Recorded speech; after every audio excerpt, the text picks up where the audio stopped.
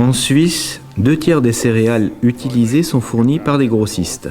Ils approvisionnent de grandes boulangeries qui doivent disposer d'une qualité particulière pour la transformation.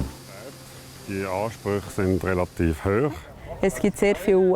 De nombreux produits de boulangerie, par exemple les croissants ou les tresses, nécessitent une teneur élevée en gluten humide. Nous, les meuniers, avons un problème. Nos clients sont très exigeants sur la qualité. En revanche, les matières premières dont nous disposons ne répondent plus systématiquement à ces exigences de qualité. Je voudrais souligner qu'au cours des dernières années, nous n'avons pas augmenté les exigences sur la qualité panifiable. En revanche, nous produisons aujourd'hui nettement plus de produits de boulangerie bio, avec une plus forte proportion de céréales suisses bio.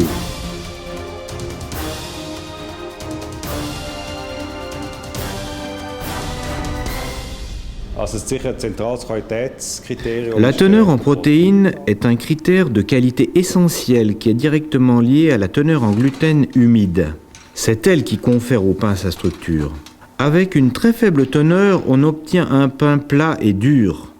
Une teneur moyenne en gluten humide ou en protéines donne du volume au pain et une texture élastique.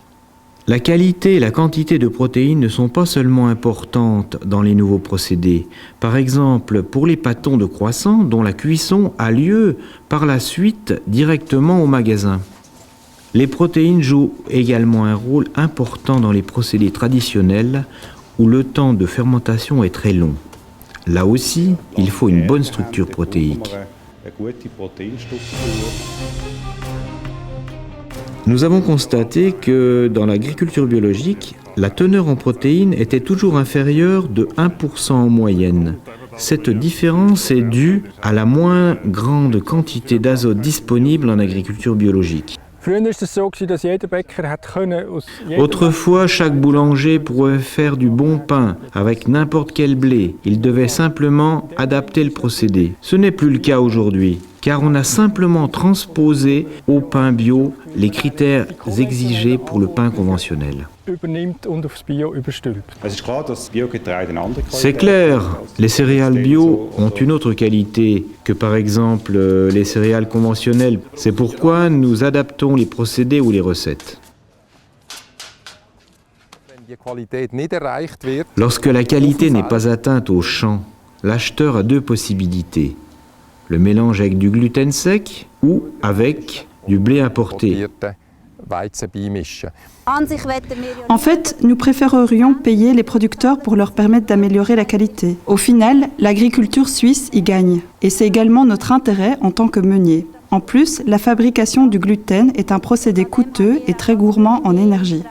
Le problème, c'est que jusqu'à présent, les producteurs n'ont pas été suffisamment rétribués en fonction de la qualité. Cela doit changer et le nouveau système de paiement y contribuera.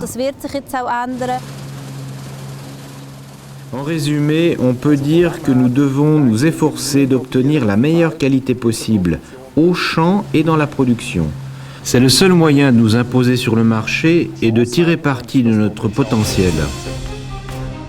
Le nouveau système de paiement ajusté en fonction de la teneur en protéines prévoit d'appliquer un prix indicatif de 106 francs par décitonne pour une teneur en protéines comprise entre 12 et 13%, c'est-à-dire la valeur atteinte par la majorité des producteurs. Une teneur supérieure à 13% donne droit à un supplément de 3 francs par décitonne au maximum. En dessous de 12% s'applique une déduction et si la teneur est inférieure à 10%, les céréales sont considérées comme des céréales fourragères.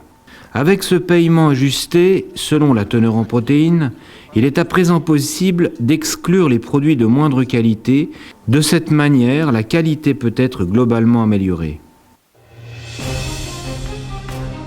La teneur en protéines résulte pour moitié du mode de culture.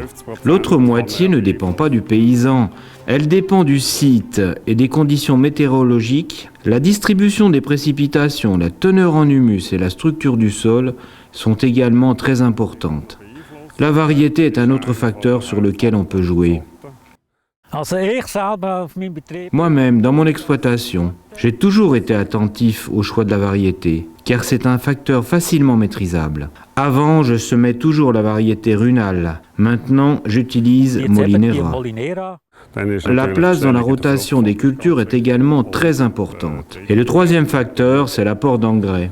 Je cultive le blé en début de rotation. J'ai déjà essayé de semer en automne directement après l'occupation de la parcelle par une prairie artificielle. J'ai ainsi obtenu une excellente teneur en protéines. On peut aussi cultiver le blé après le maïs ou après le colza. À l'avenir, les chefs d'exploitation connaîtront la teneur en protéines à la livraison. Ils devront alors réfléchir aux facteurs qui jouent un rôle sur leur site. Les années suivantes, ils pourront ainsi certainement améliorer la qualité.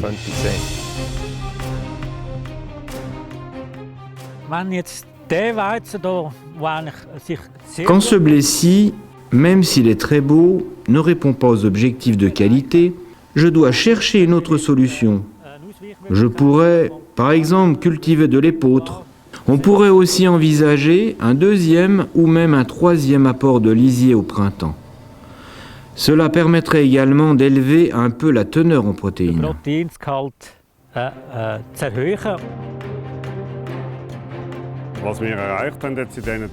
Les discussions avec les grossistes et les grandes boulangeries, les meuniers et l'ensemble du secteur ont permis de susciter une meilleure compréhension mutuelle. Les transformateurs comprennent mieux ce qu'est l'agriculture biologique. Inversement, les agriculteurs bio ont une meilleure compréhension des procédés industriels.